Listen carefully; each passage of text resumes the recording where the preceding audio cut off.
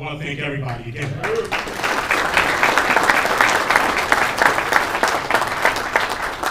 I especially want to thank all my fellow shop stewards for helping me organize this event. And the other shop stewards that sent thank you and couldn't make it here today because they had prior family engagements. I would also like to thank IBT Secretary Treasurer Ken Hall and Vice President Sean O'Brien for coming today.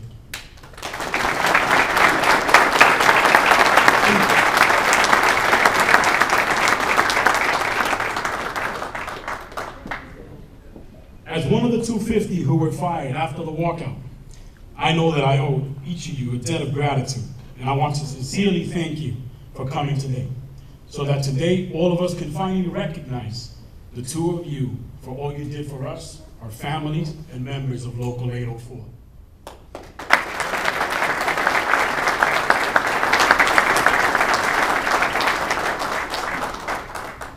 In addition to myself, we are going to have other people speak today to tell their stories.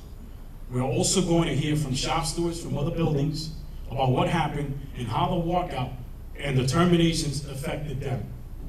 We think this is important because this was not only a Maspeth issue. What happened in Maspeth could happen anywhere in Local 804. As I said, I was one of the Maspeth 250. A year ago, we were facing termination due to the walkout on February 26, 2014. We had demonstrations, we went to City Hall, politicians got involved, even our customers advocated for us. Despite all that, it seemed that every time we did something, the company's response was to walk out our members one by one. At this point, myself and others felt like everything we did wasn't working. Although everyone that helped deserved thanks, it wasn't until our IBT brothers came down that the company was willing to negotiate.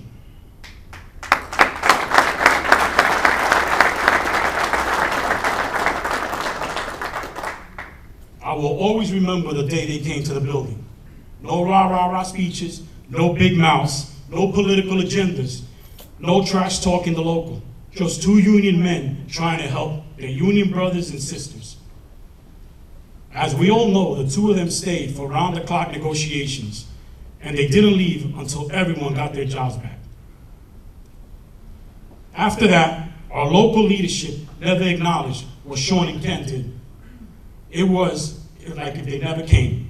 They never mentioned them in Local 804 magazine, never mentioned them at a general membership meeting, never mentioned them at a shop stewards meeting, or anywhere else. Our local president never mentions what they did when they're making speeches, when he is making a speech at Labor Notes. Over the past year, many members have approached me about this whitewash. Members cannot understand how our local leadership can lie about what really happened. The members are not stupid though. They know what happened. The local makes fancy videos, leaflets,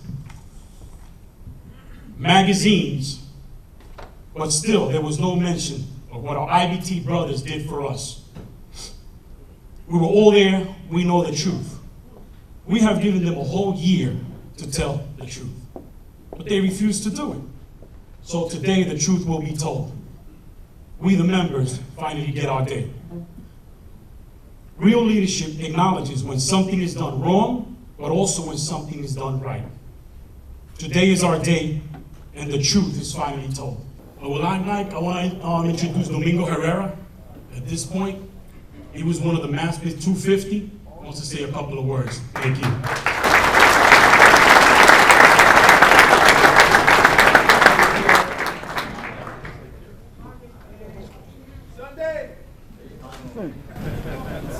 Good morning. For those who don't know me, my name is Domingo Herrera. Been with UPS for 25 years. I'm now a steward. And I was one of the guys that got walked out. In my lifetime, I had two jobs. I was in the Marine Corps for 8 years, and UPS 25 years. Woo, yeah.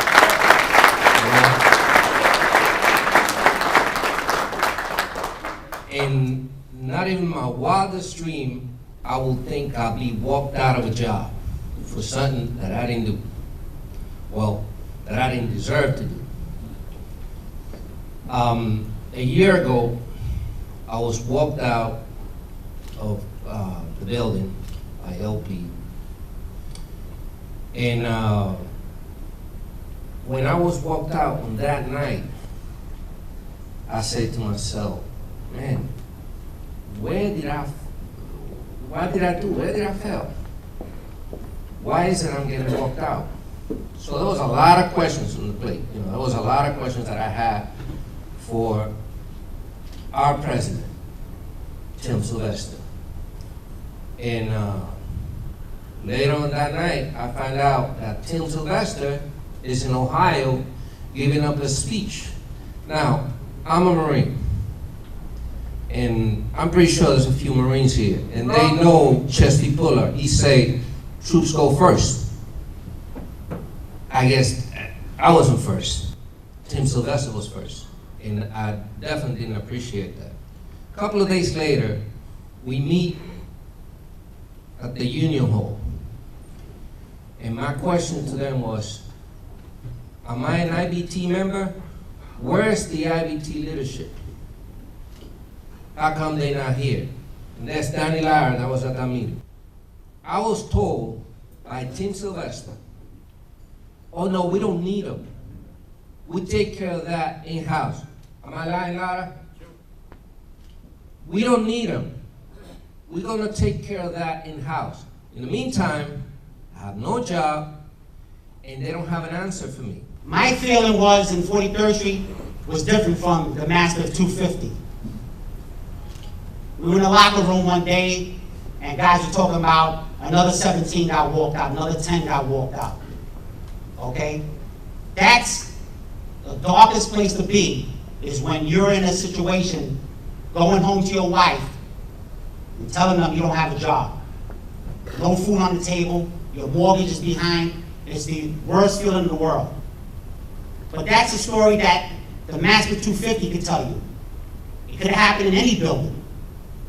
It happened in Mastiff, it did, Nassau, 43rd Street.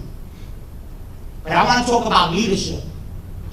That's the most important thing, is when guys are in trouble, and my guys are here, Beekman, 43rd Street, thank you for coming down. They showed support for me. And Sean, it was like in the 9th inning of the World Series.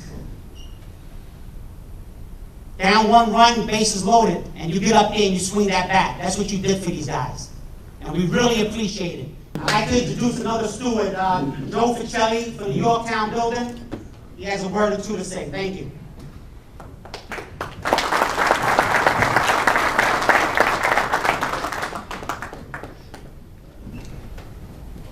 Thank you. Good morning. My building, Yorktown, is the furthest north in the local, but news travels fast. Within minutes, the events that unfolded, we had word. And as the news flowed north, and as the days and weeks passed, we prayed and we hoped for a favorable resolution to this unfortunate situation.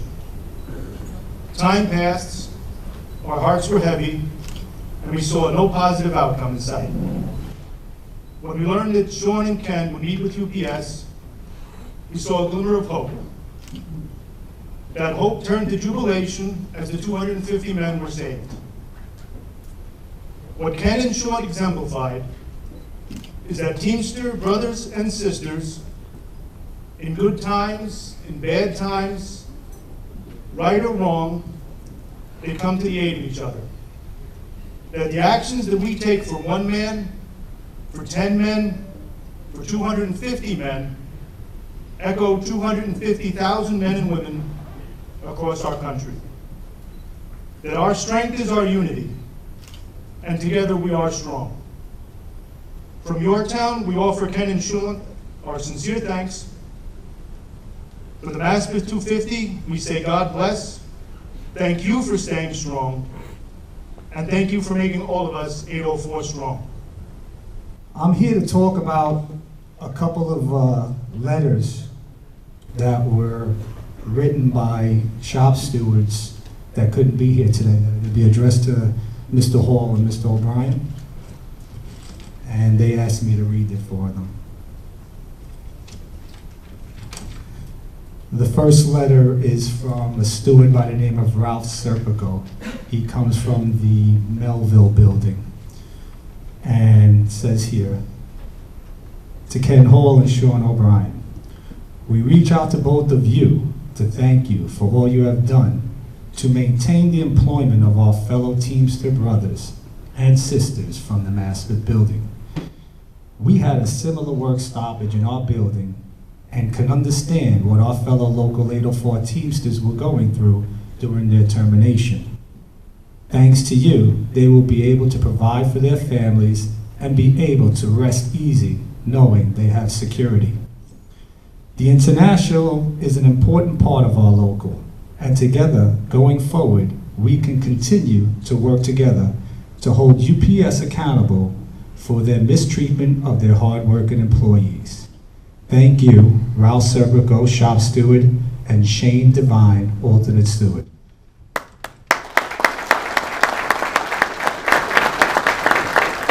The second letter is from another steward in my building, happens to be a part-timer.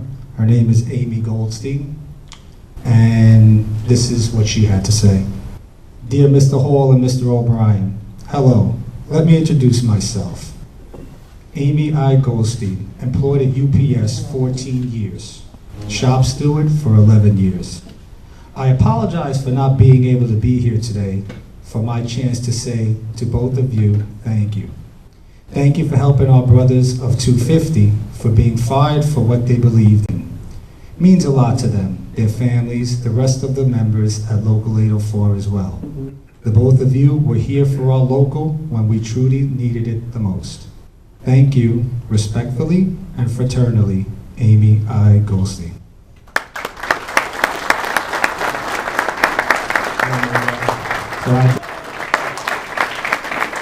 I'm Jerome Morning, 27 years. You know, I want to thank you guys for taking care of it, because all of these guys that got walked out, I know some of them personally. You know, I know their kids. They know mine. We laugh, joke. And I was worried about them. These are not just my co-workers, they're my extended family. My name is Guillermo Fabian. I'm from the Elmhorn Centers. I'm one of the 250. And what I want to say this morning is this is a serious issue. You know, a year ago we got fired, and like he said, everybody should have been here, no matter what. When it really hit me because we work hard every day. You know that. We go home. Sometimes when I get home, I just eat, go to sleep, get up, come back to work, and I work hard for the money that I make. We work hard, you know that. And it really hit me when we got fired, when I found my daughter crying in her room one day. She was crying and she said, "You're gonna get fired." And that really hit me in my heart because I work hard, man. I work hard for what I do, you know. And I couldn't explain. I couldn't say I didn't do anything wrong, you know. And the reason we got fired is because we have a bunch of incompetent people in a union.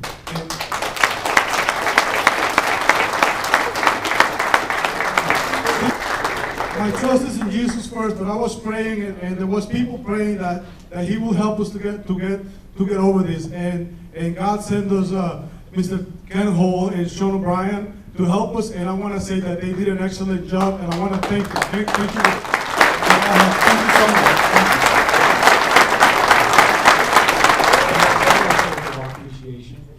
And we want to present you with a couple of items that you can hold on to, hang on whatever wall you have. Presented to Ken Hall in recognition of your outstanding leadership and dedication to getting our jobs back.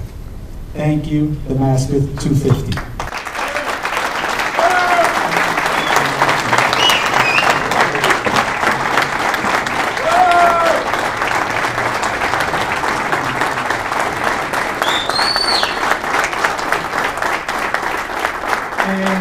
Without not leaving him out, Sean, presented to Sean O'Brien in recognition of your outstanding leadership and dedication to getting our jobs back. Thank you.